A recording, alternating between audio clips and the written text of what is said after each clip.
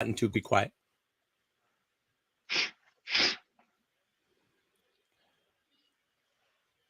Okay, welcome to Hopeifiers. I hope you've had yourself a pleasant day. I've been coughing and hacking and a little bit sick, but I'm back here tonight. I rallied to have a conversation with Brother Scott here.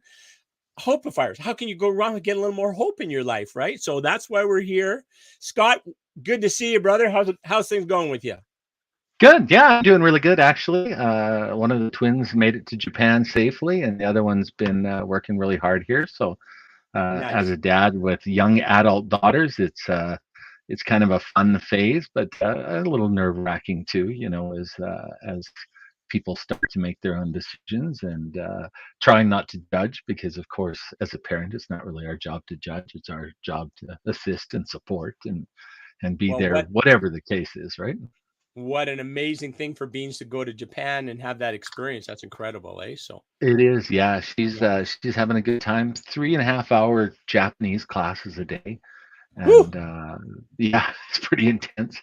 And yeah, she's really enjoying it. And Kat's got a lot of stuff going on. She's taking some really high level geography classes. She's doing a education, but she's majoring in science, so she's studying a lot. You've got a daughter that's heavy into the sciences, so you know what that's all about. Yeah, I cannot believe that woman is such a geek for science. She's so personable and she's so artistic and so like she can dance and she can sing and she can do artwork and she can do all these Normal, things. yeah. Yeah, and then she spent all her time looking at fucking test tubes, excuse my language, looking at test tubes and slides and micronometers or whatever kind of equipment she's looking at by herself doing this research. So Stuff you and I obviously, can't even pronounce. Yeah. yeah. And makes absolutely no sense to me. Like, I don't get it. But anyways, obviously that's important for her to do that and learn from that. And that's great. One of the things that's interesting as a parent, of course, way off topic, but you and I always like to start way out in the outfield and then work our Sure. way into the infield, is where do our kids get this stuff, right? I'm always amazed, when I see part of the girl's personality that, doesn't reflect anyone in sort of that I can think of.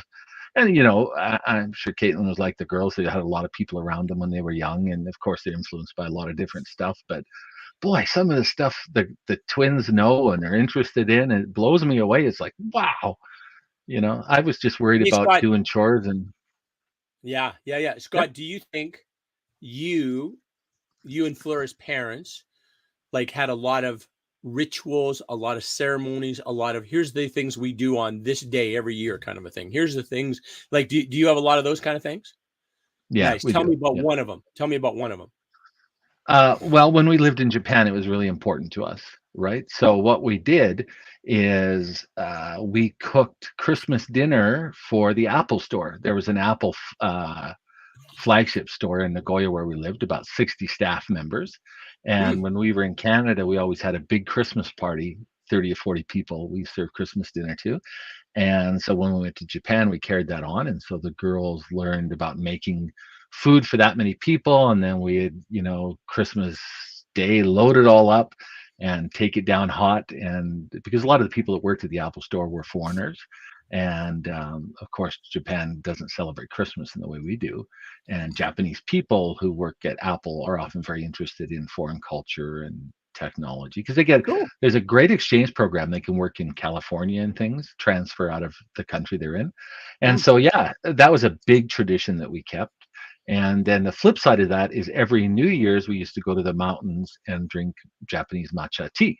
So Hmm. we carry that on when we're here, although we don't go to the mountains now every day because they're a lot farther than they were in Japan. How about you, Al? Do you guys have No, rituals? And I think oh, that's actually a failing that I had as a parent is not having like things that you celebrate every year. Like, this is the thing. And like not being, we're going on a vacation. Like, this is, that kind of a thing.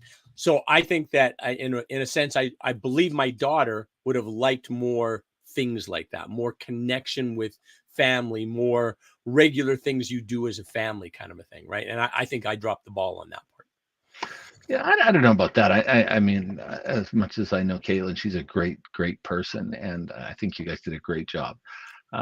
But I, for me, because I study religion and history, the importance of ritual was always something that I recognized. And I came from a Hmm. pretty traditional family where they all had pretty strong traditions that they wanted to keep. And they were all married to people from, so my British grandmother was married to my German grandfather, and my Irish grandfather was married to my Scottish grandmother. And Mm. so they all had traditions they wanted to keep and sort of grow up in Like that. the But then United Nations down at your place. it It was like was, the yeah. United Nations at your place. Yeah.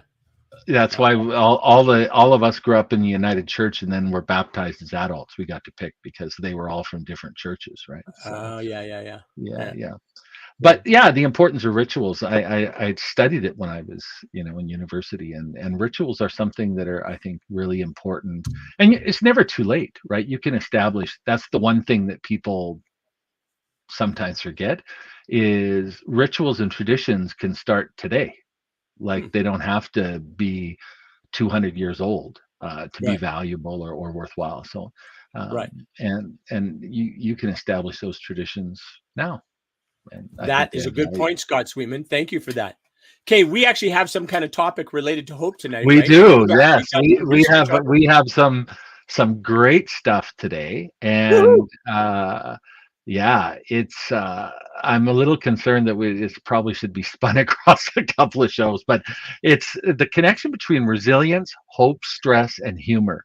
And I sort of went down the rabbit hole on this one because we looked at humor before and we looked at resilience before, but there's been a lot of study done recently on how they're connected. And what sparked all that was COVID-19, the pandemic.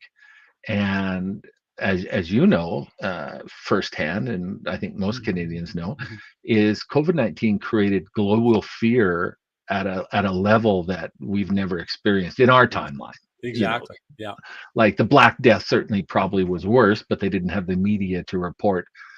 You quit watching the news, and I think that was quite smart because I sort of got tired of hearing, hour by hour death counts from all around the world, and four more people died in Texas, and three more people died. And yes, of course, all human life matters, and those things are important, but it was really overwhelming.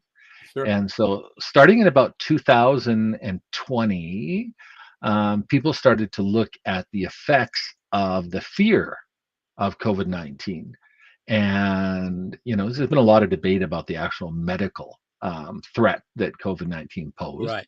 But the And fear is super real, right? Whatever the medical thing, even if you didn't have much for symptoms, if you contracted COVID, the fear of contracting COVID was debilitating for a lot of people, right? So, exactly right. And I know that, having teachers in the family here and coming from that background, that there was so much concern over young people and because there was the fear that was generated by the media and, necessary.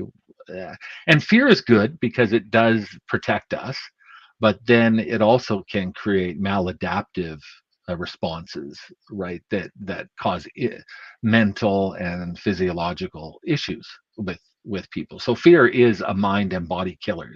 That's a given. Anyone yeah. who doesn't think that should pick up a book because it's a fact. And what countries, and not necessarily North America or even Europe, but a lot of countries started to look at not just the restrictions to implement, but how they could protect their populations from fear, Mm, which, interestingly enough, a lot of cultures felt was the more important focus than, how many particles can get through what kind of cloth and how many layers we need to make our mask to be effective. And, right. a lot of the things we got bogged down on. And I have one of the studies that I looked at. It's really interesting. Turkey was the lead on it. Japan, New Zealand, Australia, uh, a lot of smaller countries in Eastern Europe, and their government said, "Look, we know the fear is real. Just what you said, Al. Right? This is not controversial, and so that's something that we can address without spending, twice our GDP on research and all of those things." And so what they wanted to do is they wanted to create scientific evidence about intervention programs. Mm, And when you think about it, that's quite brilliant because it has application beyond COVID-19. And that's one of the concerns that I think you and I and lots of other people had about all of the money that was spent on vaccinations and things for COVID-19. Could those funds be applied to other research? Is it going to help in cancer? Is it going to help in, who knows, Lou Gehrig's disease, all of sort of DNA related diseases that we face? And the question is, we don't know, right? The world was sort of focused on producing these vaccines. But I think it was really commendable that some countries went about it a different way. Hmm. And so what they wanted to do is, first of all, they wanted to measure how COVID-19 affect the population. And so they took a lot. Again, they didn't reinvent the wheel. They went to the field of positive psychology, and they took quality of life tests. And there's a problem with these in that they're usually self-reported. Have you ever taken one of these tests? Oh, I'm sure I have. How do you? Yeah, Yeah, but where they you sort rank of ask, yourself on a whole bunch of attributes kind of thing about your how optimistic you are and how blah blah blah. Yeah, yeah, I've taken those kind of yeah, tests before. and they all have standardized names, and we'll be putting those up so people can look at them. They're usually called something scale. Some of the ones we looked at, global measure of perceived stress, the coping humor scale, multidimensional sense of humor scale, state hope scale, brief resilience scale, et cetera, et cetera, et cetera. And all of these are questionnaires, so there's some scientific limitations to that, right? There's a bias in that, but they're still quite a useful tool, and they're Sure. accepted scientifically as being a good basis. So, what, of course, what do you think they found when they looked at, does COVID-19 affect happiness or quality of life? Well, if you were in a fearful state, it negatively impacted your health considerably because we need a feeling of safety to be healthy. We need a feeling of safety to function in our optimal way. We need to feel safe. And if we're feeling fearful, then we're going to have health challenges that will manifest because of that. So one of the studies that was done in Australia about the same time looked at workers, and so their part of the funding came from your field, employee benefits and services. Part of it came from government. Of course, more and more people are realizing what you've believed forever is that having healthy, happy employees makes better companies. It improves the bottom line, and improves productivity, sense of fulfillment, and governments are realizing that when that occurs, it affects GDP, it affects national levels of productivity and happiness and fulfillment, those things. And so in Australia, they looked at the effects on employees of their perceived stress, and mechanisms that were used to mitigate this stress. And that's where we got the title for today's show. And they really found that the things that were important were resilience, hope, and humor. Those were the big three that were connected in helping people um, deal with the stress of feeling fear. Hey, can I Which of can I those? interject something about Yeah. Australia? And I Yep. think I might have told you just before. Like you're familiar with what EMDR is, right? Eye movement desensitization reprogram. Okay, so Hmm. it's basically a for our viewers, it's a process. It's a psychological counseling type process where you release trauma that you are usually to do with PTSD. Anyways, Australia is like double down on EDMR. They got all kinds of people doing it, and they've added like another 1,000 practitioners or something for EMDR. So that's the way they're focused on it. They're just saying this is an amazing tool. We're gonna provide this for our people so that they have enjoy better health. Right. So cool. That's a great point, Al. And it came up in these studies exactly as you're talking about, but being implemented as a preventive or an Mhm, intervention mhm, method. mhm. And that's one of the things that really came out of these studies that I want to convey to our viewers is that all of these studies really found that the time for intervention, the time for eye movement desensitization, etc., was before people were diagnosed with a mental illness. Mm-hmm. And that's sort of counterintuitive because, oh, I'm fine. I don't need that because I've never been diagnosed with anything. Well, the Right. research showed that, a huge percentage, as high as, in the 90% of people were feeling genuinely afraid of COVID, or afraid of the government restrictions involved in COVID, or afraid of the psychological damage to their children, et cetera, et cetera, et cetera. So Right. huge Right. percentage of the population was proven to be quite fearful, and Sure. that affects life negatively. And so these governments said, well, and these studies all said, the time is when we know this is occurring in our population, not to wait until people have developed what can be diagnosed as a mental illness, because as you Right. know, those are often quite high bars. Yeah. And often you have to go quite far from healthy to get diagnosed with something that people that the health system is willing to treat. So that was a great point, Al. And one of the things that they pointed out was the eye move. How does that go? Eye movement desensitization. Did I get it right? Yeah. EMDR. Yeah. EMDR, yeah. And that was one of the things that they recommended strongly as part of their plan for intervention. So when we looked at these studies, one of the things they found in the Australian study, they came out with an hypothesis, is that there's a massive correlation between well-being, performance, job satisfaction, and organizational progress to resilience of individuals with regard to different environmental situations. Okay, so that was their first hypothesis, and that's something they really wanted to either prove or disprove. How do you think they did on that one? I think they Are probably you did pretty buying that well. one? Yeah, you're buying that one. Hmm. Okay. Yeah, that was one of the things that they were able to really prove, although there were some caveats in there. And this is really interesting, because there's been a lot of debate over whether men and women's brains are the same. But in the study, do you think men and women were the same or different? Different. Different. You're exactly right. Yeah. And males were more likely to respond to stressful situations with humor than their female counterparts, where females were more likely to respond to the same situation with resilience and hope. Hmm. Interesting. And and of course, one of the when they're writing academic papers, one of the things they list is the problems, right? The shortcomings of the study they're doing.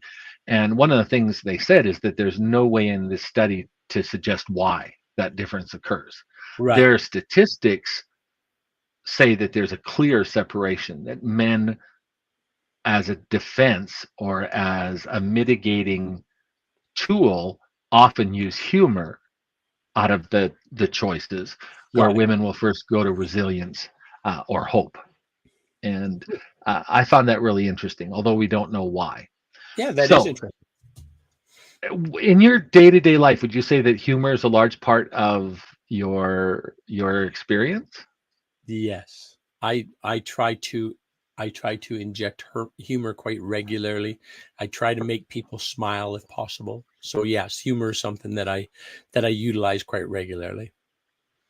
That's and when you work with companies and businesses, have you encountered companies that have policies about humor or encourage humor in the workplace? I have not, but that's an interesting idea, right?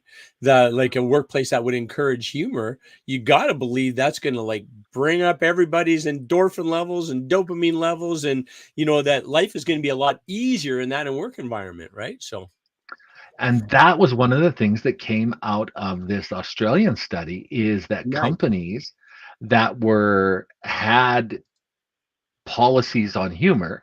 And so humor, the kind of humor that's negative, or a joke that's made at the expense of someone else, even if it's teasing, is Mhm. not effective in No. mitigating stress and those types of situations. So people have to learn healthy humor from unhealthy humor, because Yeah. unfortunately, a lot of what we see on TV, a lot of what we hear on the radio is quite unhealthy humor. it's at the expense of someone else, Right. uh, or somebody is the object of teasing, if you will. Right. And Yeah. so the research said that, first thing, people need to be educated about humor as a tool, a mitigation tool for stress, and how this affects people. And then they needed to have some way of introducing it into the organizational process. And so the study didn't achieve that, but where it was found in companies, Zellers, one of the companies they looked at, and I don't know if that's the same Zellers we have here or if it's a different company in Australia, found that some companies do in fact have humor policies, and that their management is educated in the value of humor in building trust, in building teamwork, in building inclusivity, and as a tool to fight stress and job related negativity. That's And beautiful. those companies, yeah, those companies scored much higher, or their employees scored much higher on their self-assessment of relative happiness, or and lower on stress. So Yeah. one of the recommendations of this study, for the government and for companies, was to go all in on encouraging humor in the workplace, and in society in general, as a tool for better mental and physiological health. One of the studies, an adjunct study to this one, was done by a respirologist. What do you call a doctor that specializes in respiratory I think that's it. processes? Respirologist sounds pretty good. Yeah, and he Respiratory found, respiratory technician. this fellow was a doctor, a Oh, all PhD, right.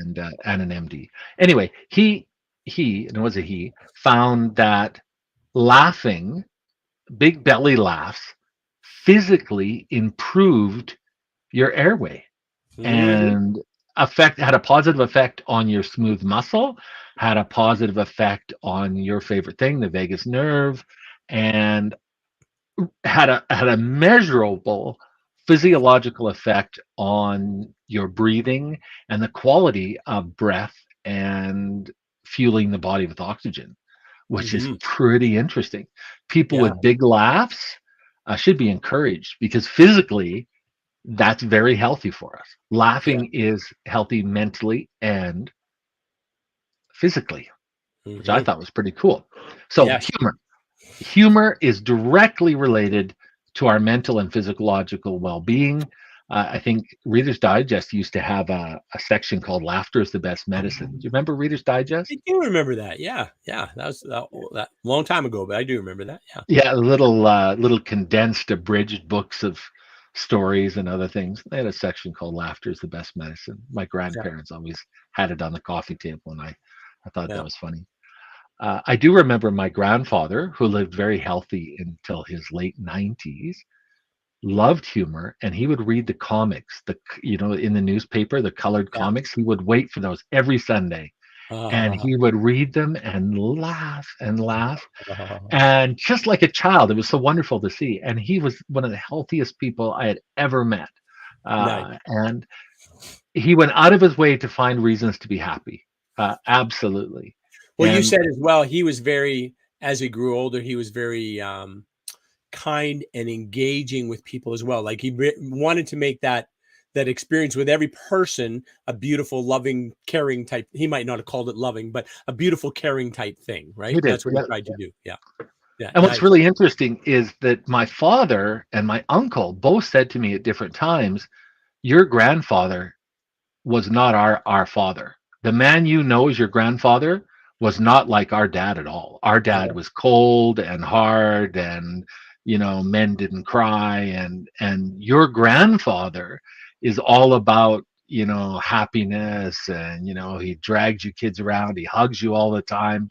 And that was not our experience of him as so dad. what changed with your grandpa to make him that way? I think he crawled out of the man box. I Yeah. think in his time, Yeah.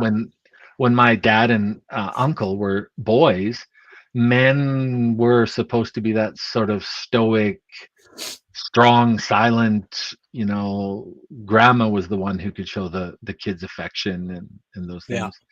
And I think when he became older, he just said, chuck it. I want to experience those things, and so he did. And I got I, it. I thought there was a great lesson in that. I got to share one thing with you. I just took this course, not a course, a webinar, I guess it's called, from Gabor Mate and Bruce Perry. And it's about Gabor Mate's book, The Myth of Normal. And then he talks about trauma, of course, like big T trauma, and we all know what that is. But he talked about small t trauma. And small t trauma is what we should have all received as a child, but did not get. That's trauma for us as well. And so the Mm, 4 things he specifically says is safety, that you had a feeling of safety, super mhm. important for you, for your growth and development, that you have that. 2, that attention and care came easily. You didn't have to like fight for it, or do extraordinary acts to get somebody to pay attention to you or care for you, or talk to you, engage with you, right? um and then the third, what was the third one? One of them was play was another thing as well, that Right. play, how important that is as well, right? But what's the third one? My goodness, I'll have to get back to you on that. While you mentioned play, that was one of the things that both my dad and my uncle mentioned, is that they had never seen their dad play ever. Uh-huh. Yeah, yeah. But he played with us all the time, like Uh, nonstop. He was the funniest guy, and we played games, and he would drive us to the Leduc airport. I mean, like a 2.5 hour trip to show us airplanes because we liked airplanes when we were, oh, kids. And my dad and uncle both resented it, to be honest. And they were like, well, we could have used some of that love and sharing and yeah. kindness and whatever. But yeah, play, and I think that's one of the things that definitely kept my grandfather Sweetman young, was he played all the time. Like, it was a serious occupation to him. He Mhm. looked for ways to play, and like you said, he would you remembered, he would go out of his way to encourage other people. He would stop and play with children and talk to people, and he could never, if he went to buy something, it would take him at least an hour, because he would always have a conversation with a person serving him, Yeah, yeah. always. And I've tried to replicate that in my life, and it's hard because of our culture now, but Sure. certainly Like, in if you're like, especially time constraints and pressures that way, and commitments that way, it's to take the time to kind of just to connect with that person in front of you and have that conversation, and not be influenced by other things you got to get done. That's a pretty amazing thing if you can do it. Did I tell you about my whole mantra meditation thing? Did I tell you about this? No, no, please. Oh my goodness.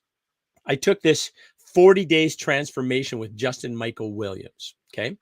And so it was a really good program. And a lot of it is the overall gist is take care of yourself so that you can take care of others. Like, get yourself where you are in So I a love good that. place where you can be of value to others, is in essence what it is. But one of the things they talked about is developing a mantra for your meditation. And I came up with one. He had an exercise, and then a word would come to you, and it just really didn't work. So one of the participants in it, her name was Jenna. I said, and she had like a beautiful mantra. It's just like, oh, I love that. So I said, Jenna, can you help me develop a mantra? Like, I love what you've done. And it was like slippery juiciness beauty or something. I don't know what it was, but it was amazing. So anyways, what she came up with me, that I use in meditation, but I use it all the time. If you notice on my singing thing, I put it on there all the time too, because basically it is where connecting with generous and joyous flow. Oh, nice. Connecting with generous and joyous flow. And I can't tell you how good that feels, just to even say those words or think those thoughts, right? And it's kind of like where connecting with source and then connecting with others, right? I'm connecting with this generous and joyous flow, and I'm connecting out with others with that same generous and joyous flow. So just like as a conduit kind of thing. But Well, that's wonderful. Yeah, I and love it. my grandfather would have loved that because I was going to say that, when he would go to the counter, of course there'd be people behind him, and what Yeah. would happen is pretty soon they would be in the conversation. Yeah, They yeah, would sure. sort of slowly move up to beside him, and I'd go in the store because Grandpa had been in. He went in to buy a quart of milk or something. He'd been in there for 45 minutes, and I'd go in there, and there'd be like 4 or 5 people up until all having this conversation, holding their quart of milk and whatever, and talking about goodness only knows what. And yeah, I've tried that, and it just results in people yelling at you usually. So hurry up. But I think it is what you're talking about, the flow. He was always in that flow and wanted to share it with people. And he was always looking for opportunities, certainly in the later part of his life, to share that energy. It wasn't that he wanted to tell things, he wanted to hear what they had to say. He Yeah. always asked questions. Yeah. And by that he built that connection, like you said, that wonderful Oh, that's flow. So beautiful. That's he would have beautiful. loved your mantra, absolutely. Yeah, So and you know getting what? back Your to example, your grandpa and how he was, especially in his later years, that's an inspiration. When he was younger, he wasn't like he's emotional shut off. He wasn't there for his boys, right? yeah, But later on, he was able to figure it out and like choose care and choose love and choose connection, right? So that's beautiful. and as I've gotten older, I understand that. When I was young, I thought, boy, my dad and uncle are really bitter. Like I don't, you know. And I'm thinking of my dad. I'm like, who are you to talk, man? You disappeared for 6 years. Like you, I, and. But yeah, as I get older now, I understand that you can change who you are, and part of that is shedding society's expectations of you, right? Yeah, yeah, exactly. Very You important. know, Very important. and I think that you know, I think you and I can give people right now permission and freedom to shed all of those expectations and to find their happiness and health. That's a Definitely. big thing, right? Definitely it is. Yeah, no question. Yeah, and to pursue it, whatever it is that speaks to you of something that you're attracted to that draws you to it, that is your authentic self. That is who you're supposed to be. So pursue that, whatever that is, follow it up. And it doesn't matter whether it's the right job or the right, just like pursue that is going to bring you that joy and it'll work. Have you ever watched Eurovision, the Oh, saga of yeah, yeah, yeah. Fired yeah, Ice. Go Fired Ice. I think that's no, what it's no, called. no, not the skating one, Oh, the singing one. oh, I did see that one too. Yeah, yeah, yeah. Yeah. Was Will Will Ferrell Ferrell in it? and yeah, yeah, yeah. Yeah, yeah, yeah, yeah. Yes, I did see that one too. Yeah. And there's this sort of little thread in the story, but it becomes very important at the end. And it's that the you can't sing the spirit note. It's pronounced an Icelandic spagen note or something, but until you are your genuine self, only in the state of being your genuine self can you sing the Mm. spirit note, right? And at the end, where everyone, where she realizes that her hometown is where she wants to be and where she wants to be with Will Ferrell, and that's her happiness. Then she hits the spirit note, which is a Ah, that recirculating high C. Beautiful, beautiful story. So I do think that learning to be yourself lets us all hit that spirit note, whether we ooh, sing or don't sing. that's beautifully said, Scott Sweetman. Phew, living authentic allows us to get to the spirit note. Hallelujah. That's nice. Yeah, and it even sounds better in Icelandic, but I'm not going to try and butcher that one. Oh, So going back to our study, I said that yeah. women were different. Close examination of the results revealed that women scored higher than males on stress.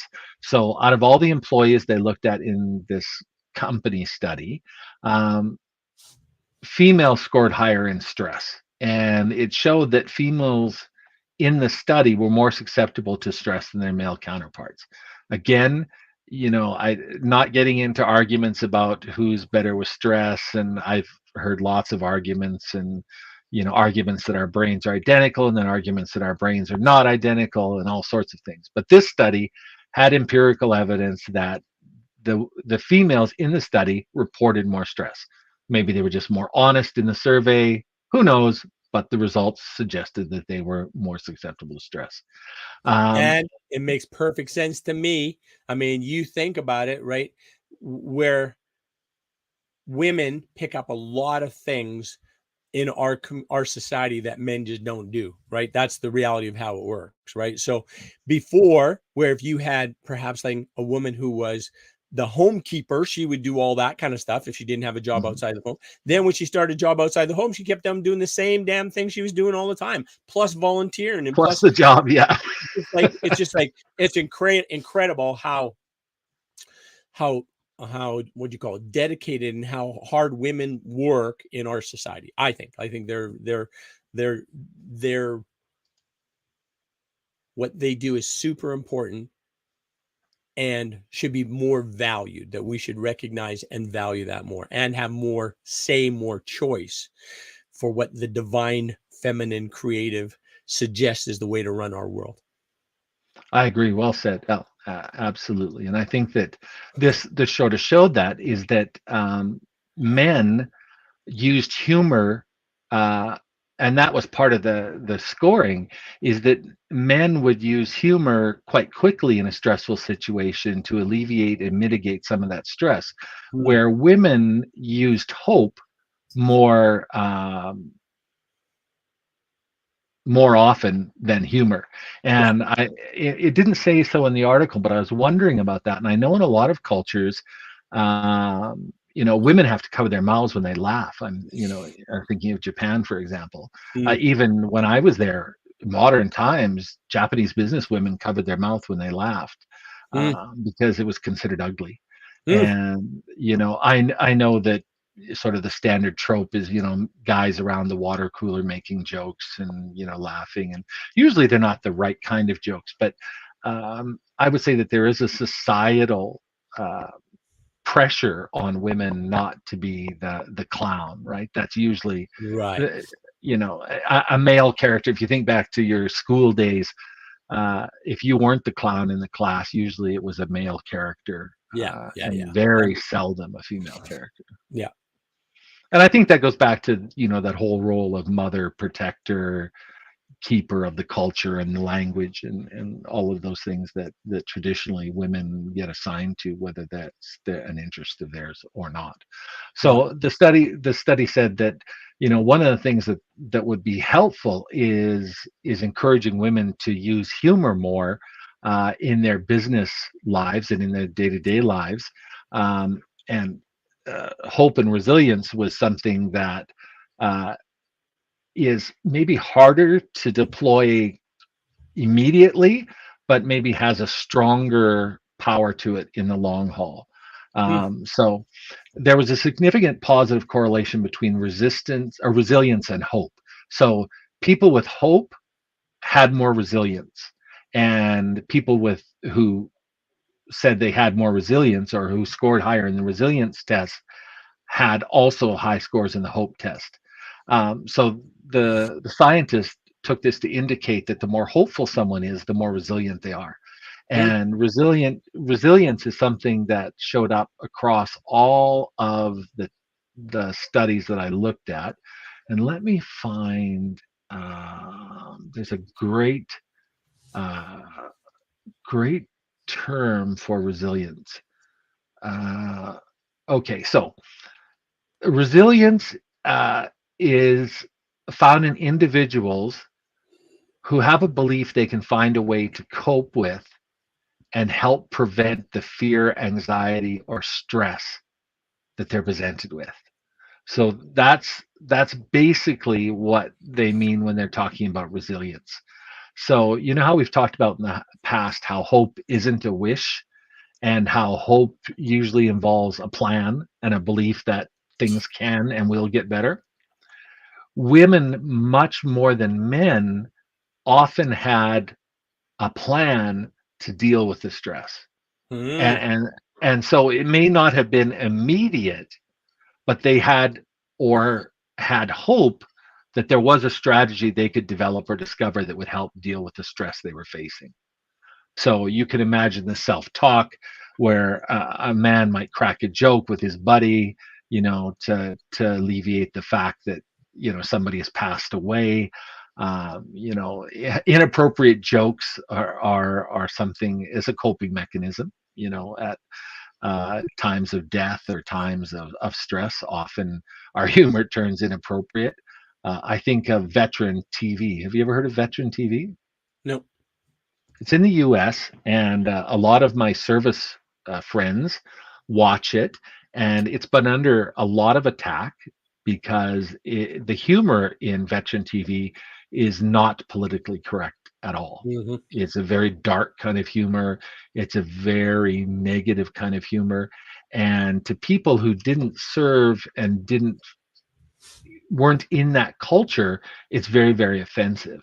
But Mm. when I talk to people that have served, not all of them, of course, but and maybe I just know a certain class of people, I don't know. But that humor is therapy for them. Hmm. It helps them work through the stress they're feeling and the anxiety and the PSD so that dark humor gives them a way to laugh at the death, destruction, the inhumanity, the degradation of human corpses, all of the things that they witnessed, while in Afghanistan or Iraq or overseas in other conflicts or wars. Humor was very valuable, even though it was a dark humor. It was something they could count on to alleviate that stress. Once they came home, all of that humor was considered unacceptable, Mm. and so they were cut off from that coping mechanism. And this is talking to friends that get treated for PTSD and are quite open. They're my age or a bit older. And, like they said, when they were over there, somebody would crack a dark joke and, everyone would laugh. And it was kind of an uncomfortable laugh, but still everyone kind of breathed a little easier and everyone, it broke the tension or the stress of that moment. When they come home, they didn't have that available to them anymore. And if Right. they, Right. cracked a joke, people said there was something wrong with them, that they had changed, they'd become darker. And a lot of them say that this veteran TV, and I confess I've only ever seen clips of it, and some of them are pretty offensive and pretty dark, is a way that they can reconnect with that humor. And when they're feeling PTSD pressure and threat from that, that often watching that type of humor relieves that stress in the same way. I Yeah. don't know if it's healthy or not, but I do know that, out of the male service personnel that I know, that humor was very important to them. It was very important to them when they were in the conflict, and it was very important to them when they returned home. So I've Yeah. seen in real life and talked to real males where that was important to them. Um, you put out some good examples, and I think you can come up with a couple other, Alex. I know you've really looked into the the female experience and how society sometimes makes that even more difficult. But how would you see in real life examples how women have more propensity to be more resilient and hopeful? Can you find a cause for that in your experience or examples of that? I don't know if a cause. I believe as creators of life on this planet, they have a different way of seeing the world, right? Like that's kind of, I Mm. guess, the way I see it.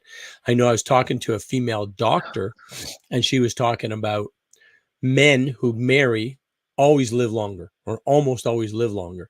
Females who marry, generally that shortens their life expectancy, because basically Oh, more and more of what's required to continue is heaped on the woman to do that, right?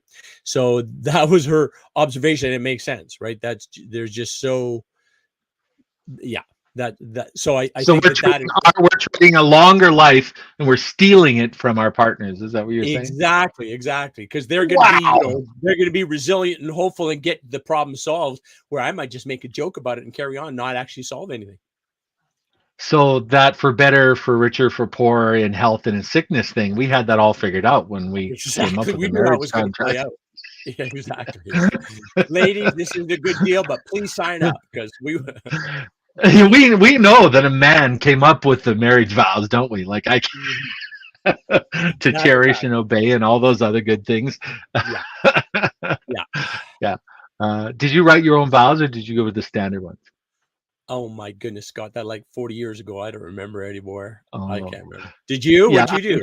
yeah. We wrote our own, but well, no, we modified. We're good Anglicans, or were then. We're not so good now. Okay. Yeah. Well, we're maybe good, but not Anglican. We don't practice so much anymore. But yeah, we modified it. We took out all the language that was. offensive to us or to Yeah. modern sensibilities, and made it more us, right? So yeah, if there's any obeying to be done, I'm sure it's me that has to do the obeying. So or Oh, or, yeah. or should more than I do, for sure. Absolutely. Going back to my grandfather, he had this little plaque on his wall that made him laugh every time he went by it, and it said, "I'm in charge. I'm the boss, and I have my wife's permission to say so."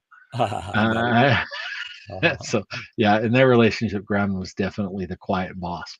So going back to the study of employees, and this might turn into a two-part show because I'm worried we're not going to get to the other study in Turkey, but and this one is directly related to what you do, and I'd really like to hear what you have to say on it. So they found that there was a significant correlation between well-being, performance, job satisfaction, and organizational progress with the level of resilience of individuals. So they felt that this revealed that individual resilience is one of the crucial factors that could be used in determining one's progress and performance level within organizations. Wow. Interesting. Interesting. So, yeah, basically they're saying that people with hope were more resilient. People who were more resilient progressed higher and farther and were more productive in companies. Hmm. How's that for a metric? Yeah, and it makes sense too, even with like I know a lot of benefit survey type stuff I've talked about or I've read about is about where employees who are satisfied in their work thing are healthier and then also more value the benefit programs that are in place. Like there's a whole cycle of appreciation and valuing what you have kind of a thing, right? Like it's all of them kind of work together, it seems to me. So yeah. This is a really interesting study, and I'll publish it to the website tonight or tomorrow. And they create this whole flow chart, and they looked at it both ways. So Okay, at but this, this is not the turkey one. The turkey one we're going to do next week, right? yeah, I think so because we're running out of Yeah, time, right? yeah, we got So to wrap her up here. yeah, I'm just going to finish on the organization one in companies. So they looked at it the other way as well, and they found that statistically there was a negative correlation between resilience and stress. So people who said they felt more stress, the less resilient they were, and their level of productivity decreased. Okay, so this is I mean, and this sounds like common sense, but they went out and they proved statistically that both things occurred. So people that had felt more hopeful and people that were more resilient had a plan and felt they could deal, they felt the stress, but they said there's, got to be a way that I can deal with this. I just have to find out what it is. Or if they already had a plan in place, those people did better in their productivity. They went farther in the company. They were healthier. They were more satisfied. They were mentally healthier, and they're physically healthier. And then Nice. people who identified with the other side of that and who felt more stress and didn't feel like they had a plan or they didn't have the mechanisms to deal with the stress they were being presented with were less productive, didn't go as far in the organization, and often were considered a liability to some degree within the corporate structure. Right. Yeah. And how So, how how much sense does that make, right? If you're overwhelmed, you're not mhm, going to be able to make good decisions, right? If you're too stressed, you can't make just like even stress and your peripheral vision. I don't know if you know this. If you're under stress, your peripheral vision instead of here is like here. Like you yeah, get tunnel vision. narrowed in terms of your thought process. You get narrowed in terms of your functioning of your neocortex. Like you just can't function as well when you're all stressed out, right? And then will you make good decisions then? Well, no, you're not, right? So I know a lot of, the when you're talking about trying to be of value to somebody who's maybe dysregulated, who's upset about things, number one priority is getting yourself regulated, right? That you calm yourself, you get yourself into a good place, and then you help to regulate them so that you can actually move forward. But if that time doesn't happen, right? If that's just this is what's got to get done, get out there and get it done, and there's no conversation, no time, no consideration that way, that's going to be stressful, right? the tunnel vision thing, and anyone who listens to us know that you and I are both big supporters and proponents of the shooting sports, and that's one of the things that our youth program does with IPSC, is that when, like in training, when there's no stress, when there's no timer, where there's no rules, and the judge isn't following them around running along behind them, they can go slow and there's no stress, and like you said, peripheral vision is this big, and they can take their time and everything's nice. Now, when we add the stress of a timer and the stress of really stringent rules and the stress of accuracy and performance, of course, physiologically, their vision narrows, their heartbeats increase, fine motor skill goes out the window. And the cure for that is what we call stress inoculation. So the more times young people learn that they can face this stress, and this is exactly what this study, and you just made me realize that when you talked about tunnel vision, is it's saying that people that learn that they can trust themselves and trust that things will work out, that if they make a plan and they go through with it, everything will work out, do much better. And that's what our sport does, right? The kids that go through that, parents and teachers will say, wow, you've completely changed that child, and they used to be so scatterbrained, and it was like they couldn't, they froze or they acted out. Well, And Scott, I think one thing as well, just to how we frame it in terms of you're going to have some fun. We want you to be safe, want you to have fun. Then after that, either you're going to do well, hallelujah, or you're going to learn. This is going to be a you're learning gonna experience for learn. you, or you're going to do well. So there's no downside to it. Whatever happens, No. happens. And then you just move on from there, right? So, yeah. But this study is saying exactly that people that have learned through life experience or belief or mentoring or by nature even, that having a plan and being hopeful and saying, yeah, I've got this, I can do it, I've trained for it, I can defeat this stress, and they do much better. This study proves that people that aren't hopeful and say, oh, I can't deal with this, it's too much, do much worse, which seems obvious. But as you know, employers don't spend a lot of time and energy and money on this. Governments, by and large, look at our COVID response. How much money and time did we spend on saying to people, if you believe that you have a plan, and in the study we'll talk about next in Turkey, they looked at hand washing, they looked at all of, social distancing, all of the routines. People that had more hope and resilience were able to follow those routines without the stress, Mm-hmm. because they were much easier to associate. These things are my way to deal with the stress, even if Right. they don't actually protect me. Yeah. I feel like I'm doing something, right? Yeah. Yeah. Nice. Scott, let's wrap her up here. What do we got to close with? We got to close. I think that next week we're going to talk more about this topic, and we're going to use a study in Turkey, which was really dealt with the COVID-19 fears and gets more into detail about how, and has steps in it, how you as an individual, me as an individual, and our listeners can help build hope and resilience as a response to stress and life situations that otherwise may freeze us in place or overcome us. Beautiful. So next week, come back and see us. Brother Scott and I, we're going to have another conversation. This one about a study in Turkey. Hope to see you next week. You bet. Al, I'm glad you're feeling better. I'm glad you're looking better. And always, from the acapellist Alan Friesen and myself, Scott Sweetman, be kind to each other, be kind to yourself, be hopeful and happy, and we'll see you next week.